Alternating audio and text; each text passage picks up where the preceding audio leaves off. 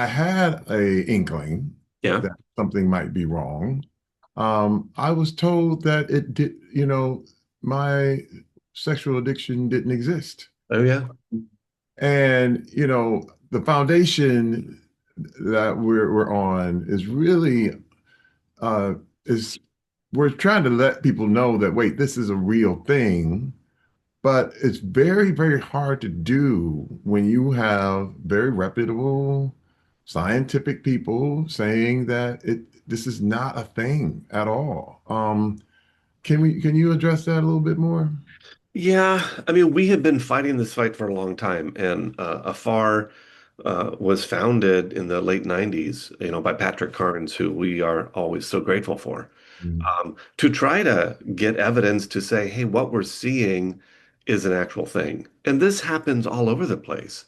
You know, um, uh, the alcoholism wasn't really considered to be a treatable disease until those who were affected by it started to do something about that. And so, there were AA meetings happening, trying to change it and to give people an option other than being locked up and institutionalized and saying, well, we just can't get them to stop drinking, so we're just going to put them in a hospital. Wow. The people who were affected stepped in and tried to change it. The same thing is true for gambling. Same thing is true for so many different compulsive behaviors. Sex addiction is the same. There have been 12-step programs, Sex Addicts Anonymous, Sex and Love Addicts Anonymous, Sexaholics Anonymous, have been around since the early 70s. Hmm.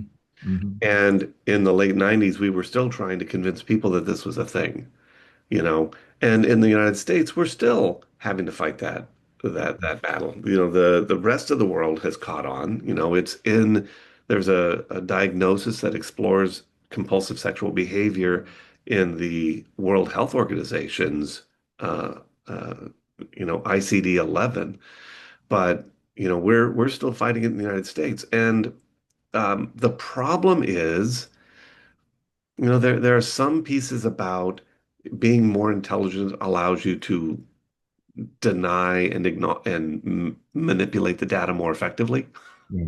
Yeah. And so there are some researchers, and I don't know anybody who, quite honestly, I would really consider to be legitimate. Hmm. There's a number, I shouldn't say a lot. There are some researchers out there that, for their own purposes, are very resistant to acknowledging that compulsive sexuality can be a problem. Hmm. Hmm. Um, but we have an abundance of evidence that sex addiction is a thing. We have an abundance of evidence that shows the neurological changes that happen when someone has a sexual addiction, and we have plenty of evidence that shows how those neurological changes match up with the neurological changes we see with people with other addictive processes, alcohol, drug addiction, gambling addiction, eating disorders.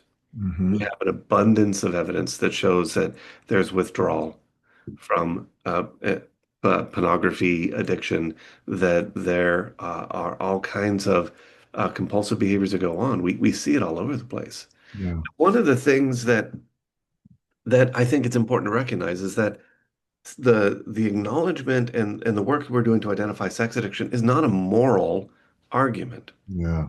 Yeah. It's not an argument to say looking at porn is bad. Now, I view it, some people really get upset when I say this, but I'll say I view it much like alcohol. Yeah. Some people can drink alcohol and it's going to be an addictive process for them and they got to be careful with it. And other people don't run into that same problem. Although you drink enough, you can create that.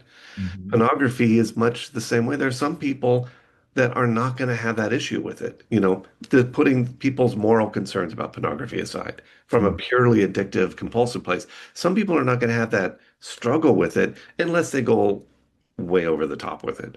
Hmm. Other people like myself, and I think when we've talked, what you've shared, from day one, pornography had a whole different effect on me. Yeah. The hooks that it had on me compared to the hooks it had on my peers, night and day. Yeah. And so it's not an issue of this is a behavior that's morally wrong. It's an issue of this is a behavior that has a different hook on some people that becomes out of control extremely quickly and creates all kinds of consequences. And that's true whether it's pornography, masturbation, paying for sex, any number of addictive behaviors out there. It's not about the morality of the behavior.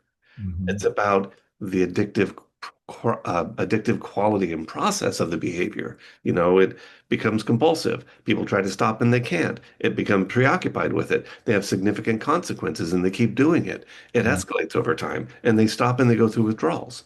This is not about do we think this is a morally okay sexual behavior? This behavior has become compulsive in an addictive way that is now creating more harm than any good or any relief it could ever offer.